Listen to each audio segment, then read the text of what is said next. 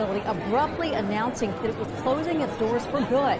And many are now in the dark. Incredibly stressful day for the family members of patients. You don't know where they're going, and then you just see people with dementia. Any type of change there is, it affects them, and they can. People were in the hallway crying, and even the staff was crying. Not only is it staff left without a job, but many family members say they're overwhelmed to have to quickly find a home for their loved ones. On February 27, 2019, all 105 residents of Wellspring Rehab and Nursing Center in Milwaukee were informed that the facility would be closing immediately and that they had 1 day to leave. It's newsworthy because the circumstances are so tragic and outlandish. But make no mistake, what happened with Wellspring is not an anomaly. For Wisconsin, it's a harbinger of things to come.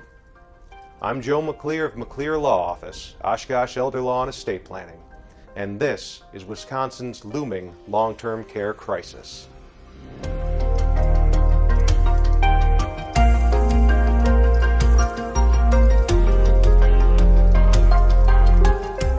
Let's start off by stating a fact that is not in dispute. We're getting older. Well, sure, you and I are, but the whole state of Wisconsin is getting older. According to the 2010 census, about 13.7% of Wisconsin's 5.7 million residents was 65 or older. But that number is changing drastically.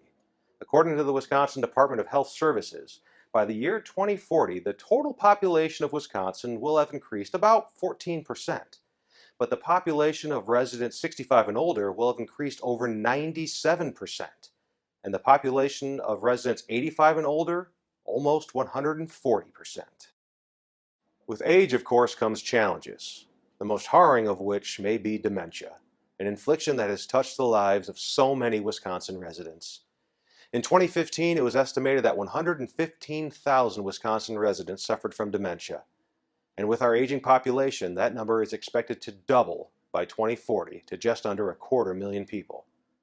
With these figures, one would think that one industry in particular would be doing quite well, skilled nursing facilities. One would have to think that a new nursing home would be popping up every other week in Wisconsin. But that's not what's happening. In fact, Wellspring Rehab and Nursing Center was one of over 30 skilled nursing facilities to shut down since just the beginning of 2016, with several more teetering on the edge of bankruptcy. When you look at the details surrounding these closures, one common factor starts to emerge: Medicaid. Here's a primer on how Medicaid works with relation to nursing care. Nursing homes are, of course, expensive. According to Genworth, the median cost for even a semi-private room in a nursing home in Wisconsin is now about $100,000 a year. In general, for folks who need skilled nursing care but can't afford it, Medicaid will step in to help cover those costs. Perhaps you knew that, but here's something maybe you did not know.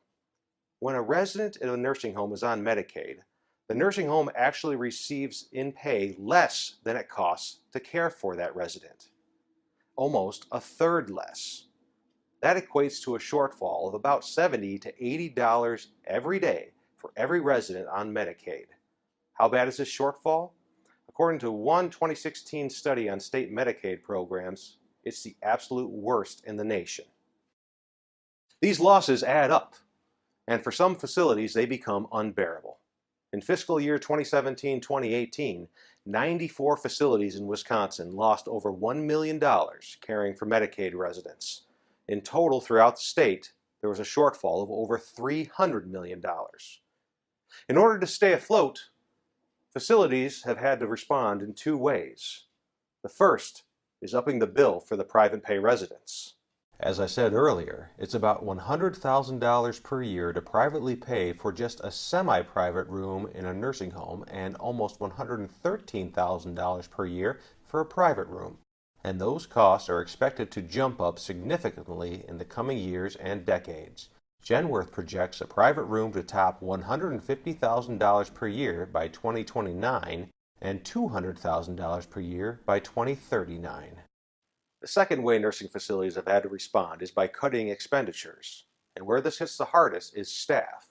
Nursing facilities are having a hard time attracting and retaining employees because they can't afford to pay a competitive wage. In fact, right now, the median hourly wage for direct care workers in Wisconsin is about $10.75 an hour. Compare that to the median hourly wage of unskilled entry-level workers in general being $12 an hour, and you know there's going to be a problem. And a problem there is, and it's a big one. Currently, about 1/5 of all caregiver positions in Wisconsin are vacant. That's about 16,000 positions. And in 2018, 54% of all open caregiver positions had 0 applicants. So, nursing homes are hemorrhaging cash, and they can't fill their caregiver roles. It's a recipe for disaster. Leading Age Wisconsin is a large and influential advocacy group for long-term care facilities in the state, and their projections are about as dire as you can get. You will see the counties turn darker red as nursing facility beds fill up each county, and the graph to the right will show needed beds in red and estimated capacity in blue. Here's what will happen as our population ages. As you see here, we will likely run out of capacity as a state by the year 2027, less than 8 years from now. 2027. It's terrifying, but there is hope.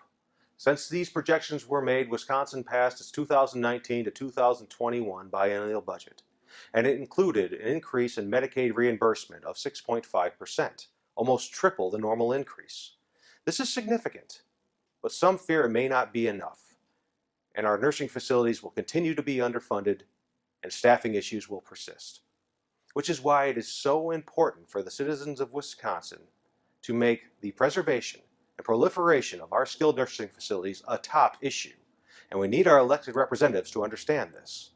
So please, contact your state representatives and let them know how important this issue is. I did, and they listened. But I and everyone who has been fighting for long-term care support in Wisconsin needs your help. Because this issue is not going to fix itself. And if we don't do something soon, it will be a disaster. For our grandparents, for our parents, and eventually, for all of us.